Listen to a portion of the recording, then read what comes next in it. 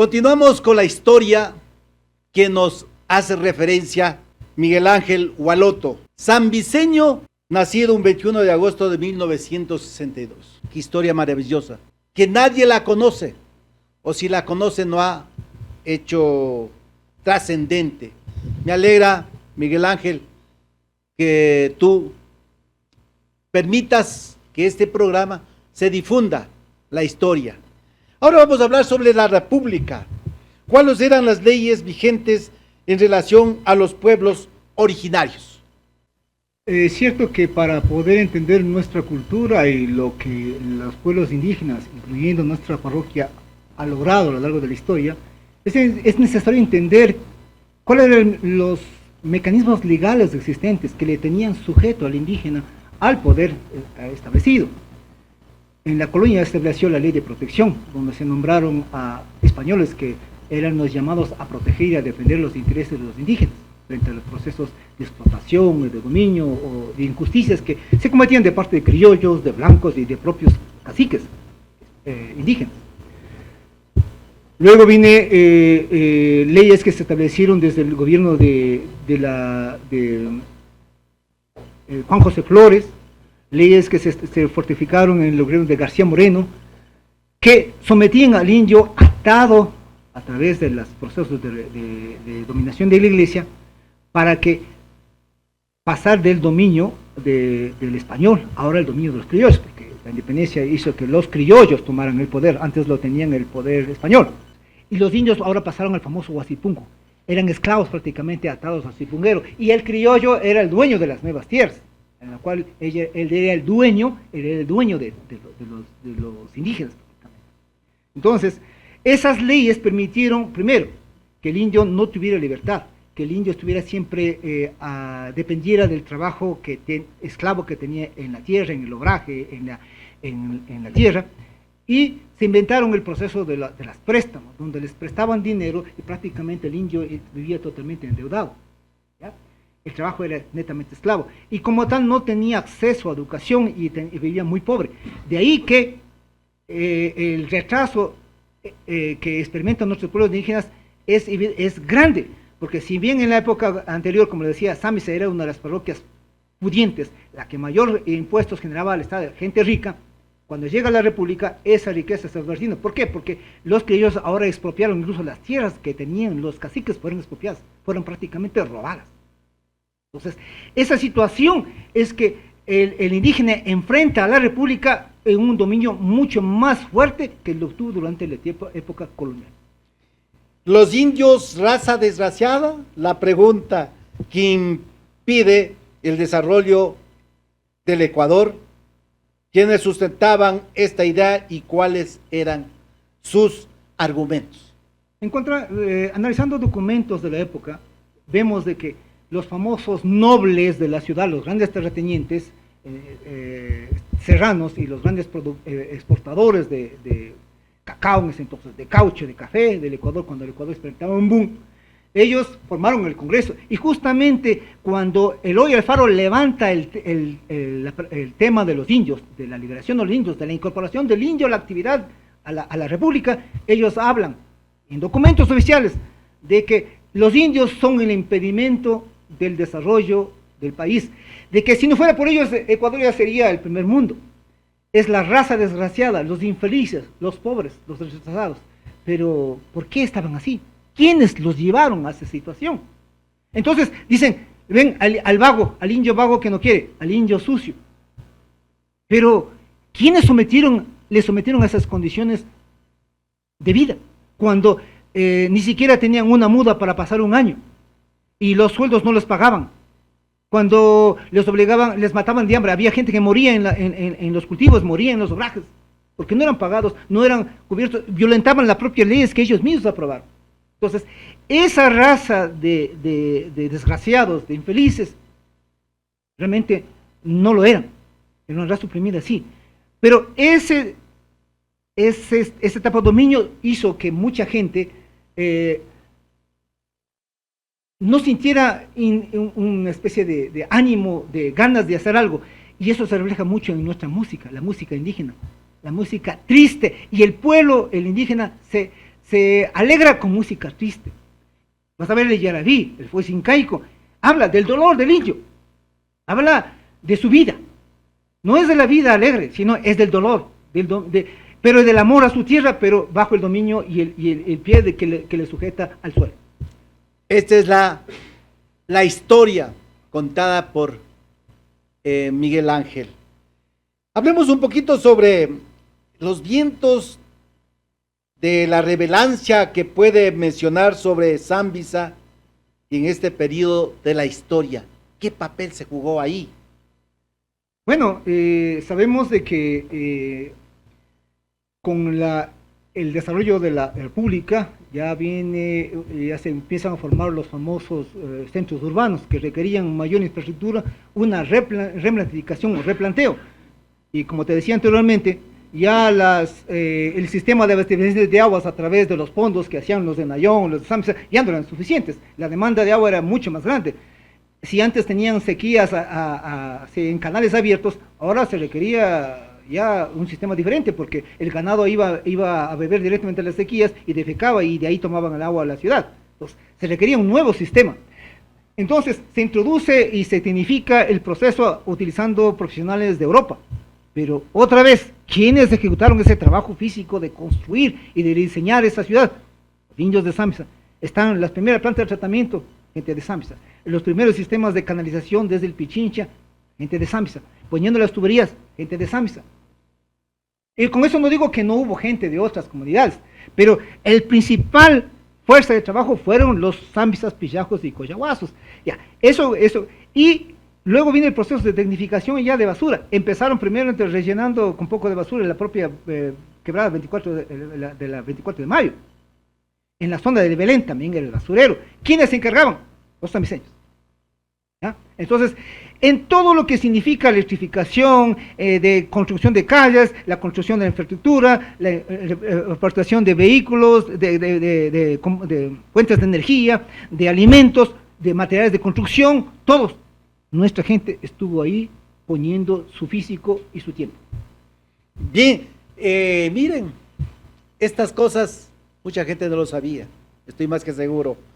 ¿Qué vientos, o más bien, cómo el fin de la República de Indios significó el reforzamiento del dominio de los blancos criollos sobre la mayoría de los indígenas? Por eso es que en ciertos momentos la gente que se cree azul o que tiene sangre azul, entre comillas, siempre hay esa tendencia a minimizarlo. Ya. En efecto, el hecho del fin de la República de Indios, quisiera recordar, nada más recordarte de que justamente eso que le llamaron República de Indios era un sistema administrativo reconocido por la colonia española, que les permitió, fusionar en forma armónica un nuevo sistema, construir el sistema colonial, ¿ya? Donde la República de Indios, comandada por sus caciques, realizaban todo lo que necesitaba el imperio para desarrollarse, ¿ya? Cuando llega la independencia, prácticamente se pone fin a la República de Indios. ¿Por qué? Porque ya no había, les digo, ya no habían los españoles, el poder pasa a los criollos. Pero ellos no querían tener esa cooperación, compartir el poder con los indios, así que lo eliminan, y prácticamente el poder de las funciones de los alcaldes pasa a segunda mano. Y para ello nombran las autoridades civiles, que eran representantes de ellos mismos, para el control local, tenía estas políticas, el sistema de servicio militar que se establece, se hace el registro civil para los primeros sistemas de censos poblacionales, pero era más para nada para saber cuántos indios hay para poder conseguir impuestos, porque los únicos que pagaban impuestos eran los indios, nadie más, solo los indios pagaban impuestos. ¿Cómo fue los indios protagonistas en los proyectos en esa época? Si hablamos de los indios, ellos prácticamente han hecho un trabajo, pero realmente titánico. Sí, evidentemente, parte de las informaciones que encontramos, hay listados de los alcaldes de naturales pertenecientes a Zambisa, a otras comunidades, con nombre y apellido, y dan la fecha desde cuándo a cuándo, y la cantidad de trabajos y funciones que ellos cumplieron. Vemos que hay documentos donde ellos están resolviendo un problema, un litigio de tierras entre un criollo y entre el poder civil con el poder con los indígenas. Están resolviendo problemas entre indígenas, están resolviendo problemas de pagos de impuestos, están resolviendo problemas de captura y de llevar a los remisos al servicio militar. Vemos que están trabajando en la partición, en la rotulación de las herencias y organizando todo el sistema de organización del trabajo comunitario. Entonces, prácticamente el liderazgo de ellos estuvo a la par, pero ahí se menciona el alcalde tal, el concejal tal hizo esto. Sí, fueron órdenes de ellos, pero ¿quién realmente ejecutó el trabajo? ¿Quiénes hicieron ese trabajo por el cual han sacado brillo y han logrado cumplir metas los gobiernos locales? Eso no se menciona. Y yo pienso que, si no digo que no hay que desconocer el trabajo de las autoridades, debe también reflejarse de alguna forma el trabajo y la aportación de los pueblos, porque cuando reconoces ese aporte que la gente hace, los valoras, los aprecias y generas leyes y marcos legales que reconocen ese aporte. Pero si no aparecemos, obviamente somos puntos muertos y nunca nos veremos reflejados en el presupuesto nacional ni en la vida nacional. ¿Y cuál fue el rol de los blancos en esa época? Bueno, aquí es bastante complejo decirte, ¿no? Yo me referiría en este caso a la parroquia de Zambisa. Para aquellos zambiseños que escuchen este programa, quizás no estén de acuerdo con lo que voy a decir, pero desde que yo tengo memoria, el grupo de gente considerada blanca, un grupo pequeño que generalmente ocupaba, y hasta ahora ocupa la parte central, el parque central de Zambisa, eran los que tenían el poder en Junta Parroquial, en Junta Parroquial, en Iglesia Política, en el registro civil, fueron docentes de la escuela de Zambisa, de Pedro Luis Calero. Entonces eran la gente diabolengo que tomaba las decisiones y los que daban la cara y representaban a Zambisa ante los gobiernos locales. Mientras que la gran mayoría, el pueblo indígena, mestizo como yo y mucha gente, seguimos siendo secundarios y éramos tomados en cuenta cuando había que poner el hombro o agachar el hombro. Y eso, se refleja mucho, y yo recuerdo desde pequeño cuando se formaban los primeros equipos de fútbol y se jugaba en el sitio que actualmente ocupa el parque, ¿ya? Con la doña al medio se jugaba fútbol. Y habían el equipo Río Guayas y el equipo Milán, equipos, digamos, de los indios. Y había el equipo Flecha Llora y el equipo Palmeiras, blancos o semiblancos.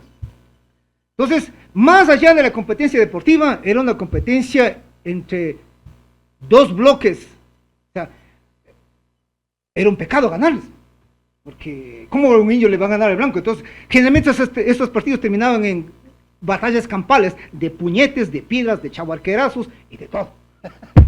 ¿Y el rol de la iglesia en esa época qué desempeñaba? Bueno, la iglesia, como siempre, y no solamente en Ecuador, sino en toda parte del mundo, un mecanismo de dominación al mando de los poderosos. La iglesia en Zambisa siempre fue un mecanismo de sujeción. Y también hay que decir, hasta los años 76, 77, Zambisa pagó el diezmo. Hasta esos años todavía Zambisa seguía pagando el diezmo. Entonces, la iglesia siempre estuvo respondiendo a los intereses propios, porque era hacendada, era dueña de tierras, y siempre se apegó y se asoció con los poderosos, prácticamente. Tanto es así que nuestros indígenas, hasta a veces si no tenían plata para ser enterrados, no eran enterrados. Y había gente que les tocaba ir a enterrar en forma clandestina. Eso pasaba con mucha gente de Cocotó. Eso pasaba con mucha gente que de San Isidro Linca, de Nayón, de Calderón, que venían acá a Zambisa a enterrarles, pero no tenían la forma de pagar. Entonces, y también era el hecho de que el famoso convento que existió en la Zambisa, yo no conocí por primera vez el convento cuando llegó el padre Florian Serrano y él abrió las puertas de la iglesia del convento y pudimos conocer realmente qué había ahí adentro. Nadie sabía qué había. Entonces, eran espacios cerrados al conocimiento de la población. Ahí se construyó la primera cancha de básquetbol. El primer campeonato de básquetbol se hizo ahí, gracias a la apertura de ese sacerdote. Entonces, él vino a cambiar con toda esa monotonía de secretismos y de dominio y de que son superiores y que nosotros debemos estar sujetos a ellos. Tanto así que las misas se daban en latín. Por eso es que la integración de las autoridades civiles blancas o criollas con las autoridades nativas o alcaldes naturales. Sí, se dio eso, pero justamente, otra vez, esa interacción entre la iglesia, el presidente político, con los alcaldes naturales, que todavía tenían importancia en nuestra parroquia, siempre fue limitada al quehacer indígena, a las actividades indígenas, pero cuando tenía que afectar alguna religión que va más allá, que topa los intereses blancos de la comunidad hacia la ciudad, ya le restaba un poder al alcalde mayor naturales. Sin embargo, estos alcaldes sí permitieron una gobernabilidad. En el caso de Sánchez, sí ayudaron. Yo recuerdo que digo algunas cosas que la tenencia política estaba ubicada a 2 cuadras de mi casa. Algunos problemas de la gente de Cocotó, que justamente era el alcalde que acompañaba y presionaba al teniente político para que resuelva en favor de ellos, porque ellos eran los afectados. Porque cuando no tenías la presencia del alcalde, prácticamente los tenientes políticos fallaban a favor de los blancos. Siempre éramos los fauleados nosotros, los indígenas.